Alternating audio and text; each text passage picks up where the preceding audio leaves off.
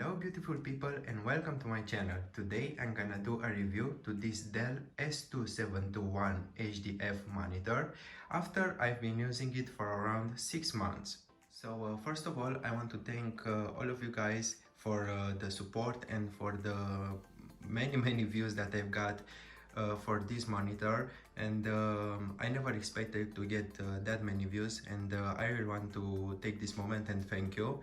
So yeah, let's get back to the monitor and let's talk about it. First of all, this monitor is 27 inches and it's curved. Also, the response time is 1 millisecond and it's 1080p. It's also G-Sync and AMD compatible, and it's got many features that I really love. And in this video, I'm also gonna try to answer as many questions that you've asked in the other video. So yeah, let's get to it. So first of all, I want to tell you what cable you get in the box. So you'll get the power cable, and also you'll get an HDMI cable that is plugged over here, and it's just a basic HDMI cable. You're not gonna get a display port. And also someone asked if you can run 144 Hz with just the HDMI cable, and if you need a display port or something like that, you don't need it. It's gonna work at 144 Hz with just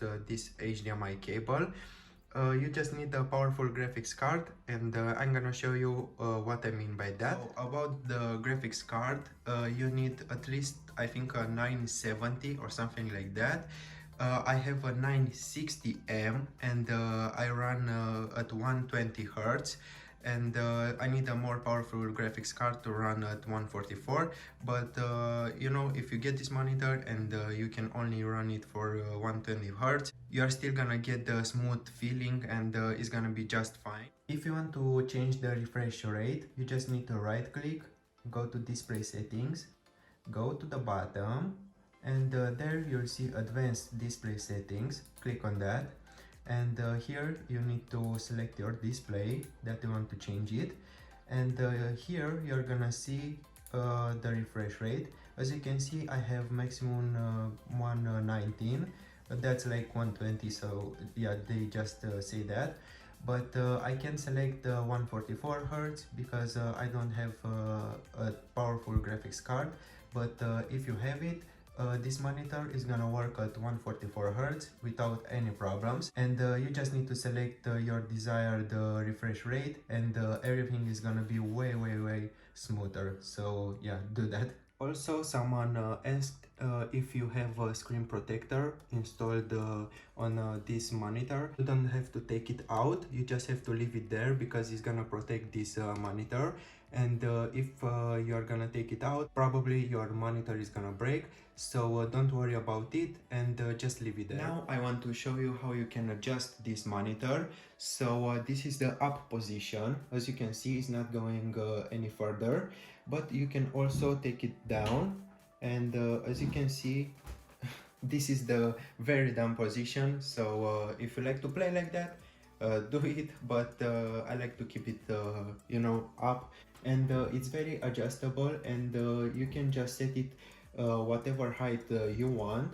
Also, you can tilt it back just like that, and as you can see, the tilting, it's going pretty far, but you can also tilt it to yourself just like that. And yeah, you can't tilt it to the left or to the right, but yeah, you have this kind of adjustment, so that's great. If you just got this monitor and it's not gonna turn on, be sure to check all the cables if they are good and if they are connected. And also don't forget to press this button. You have a little button over here. You just need to press it, and it should power on if it's not doing that by itself. So yeah, just press this button and it's gonna turn on or off, just like that. Also about that button, when the monitor is turned off, it's gonna do this little dance just like that. It's gonna turn off and on just slowly. I'm gonna show you from the monitor settings that you can turn it off or on. so it's not gonna bother you if you're sleeping or stuff like that. But yeah, it's a thing that you can turn it off, so don't worry about it. To adjust the monitor settings, you have these 4 buttons that you can press, and also you have this little joystick, and I'm gonna use it to scroll through menus and stuff like that. So I just wanted to show you these buttons from the back. So now, using those buttons from the back, I'm gonna show you the settings that you get with this monitor. So first of all, let me show you from the personalize menu.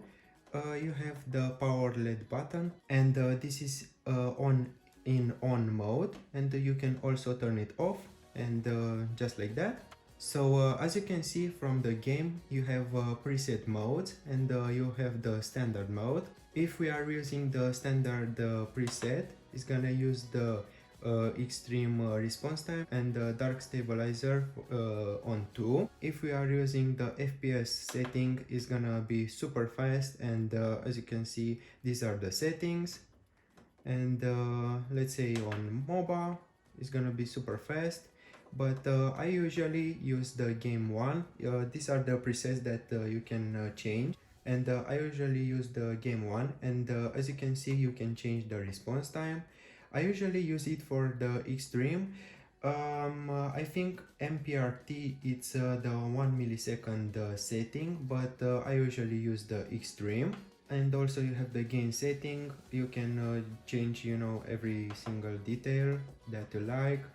Offset, if you want to change it to the left or the right, the image, just like that. You have the hue, if you want to boost the brightness or the saturation and stuff like that. Over here, as you can see, I usually use it to 60%. I like a more vibrant color, but not too much. And we have the dark stabilizer. I don't really like to use that because it's gonna be very weird. I just don't like to use it, and I just leave it off, just like that. And yeah, these are my settings for the game 1. Also, you can change them just from here, and you have more settings. You have game enhanced mode, and you have, you know, some weird settings over here. I don't know what they do really. As you can see, if I'm gonna select the frame rate setting, it's gonna show us 120 Hz to the left of the screen, but I don't know if you really want that just to be over there all the time. I don't use it, so you also have the AMD FreeSync Premium, and you can turn it on or off. The NVIDIA setting, you can change it if you right click and go to NVIDIA control panel. Also, if you just got this monitor and you don't see anything on the screen, you just need to go to input source and change from, I don't know, HDMI 1 to HDMI 2. You know, press it around just to show you. I'm gonna select HDMI 2, and as you can see, it says that it's not connected, you know, to HDMI 2. So yeah, you just need to press it again and change from HDMI 2, let's say, to HDMI 1, just like that. Select it, and it should work. If you are using DisplayPort, you just need to select it from there. As you can see, it's the first setting, and you know, just select it. But the best thing is to also set the auto select on, and just like that, it's gonna know what to choose automatically. For the display category, you have the aspect ratio. I have on wide 16:9. If you are playing, I don't know, CS 4:3, you can just use it like that. I think it's weird, so I don't use it personally, but everyone got its taste, so yeah, I use it 16:9. Input color format, you have RGB or this thing. I don't know what that does, but I think the best is to use RGB. And we also have the sharpness setting. I think it's looking better with this setting to the max. Everything is gonna be more detailed and stuff like that, so I would suggest to let it to 100. Next, we have the audio setting, and As you can see, you can change the volume. In the unboxing and the first review, I was a little bit confused, and I thought that this monitor is gonna have some audio coming out from just the monitor, but I was wrong. You can just connect your headphones if you have a 3.5mm jack. You can just connect it to the monitor, and you can change the volume from here. In the menu setting, we have the language. You can choose from many languages, as you can see, and you have the transparency. The timer, it's referred to how long this menu is gonna be on the screen. And we also have the transparency. Also, it's for this screen. We have the personalized menu. You have the buttons from the back, and you can change whatever they do from this setting. And also, as you can see, the power button LED. And for the others, it's not gonna be very interesting. You have LCD condition. As you may know, this monitor, it's 1080p. If you're wondering how the pixels are and if you can see them, if you are sitting, let's say, about 12 inches away from the monitor, you are not gonna see any pixels.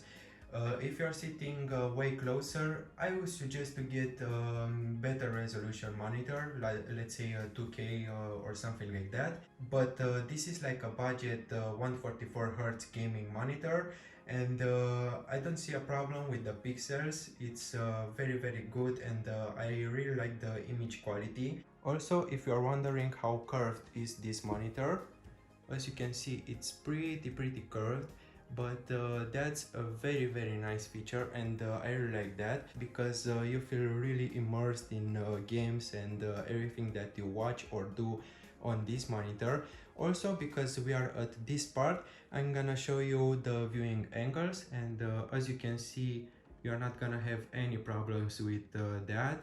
Also, as you can see, that monitor on the left side, it's glossy, and if you are in a lit environment or something like that, you are gonna have a few problems. But with this monitor, I don't have any problems, because it's matte, and I really like that, so that's the difference. Also, someone asked me if I see any ghosting on this monitor, and I did this test, and I don't see any. If you want to know if this monitor does have any ghosting, this is the test, and I hope that answers your question. And if you have a PS5 and you are wondering if this monitor is good for you, I think it's great, because it's for such a good price, and you can use 120Hz with the PS5, so that's just amazing. So for the final, let's talk about the price. You can get this monitor for around 200 bucks, and it's 27 inches. It's also 144Hz, and it's curved, and the colors look amazing, and I really like this monitor, and I can recommend it without any problems. I think this is the best monitor that you can buy for this price in this moment. If you have to decide between this Dell monitor or an Asus one, or even an AOC monitor, there are two models that are very close to this monitor, but I think the image quality is the best for Dell. So this is my review for the Dell monitor after I've been using it for 6 months. And what can I say? I really like this monitor. I can recommend it without any problems, and I hope that I answered all of your questions. If you have more questions, ask me in the comments. I respond to everybody. And that's all for today. I hope you have a wonderful week, and be well, be safe.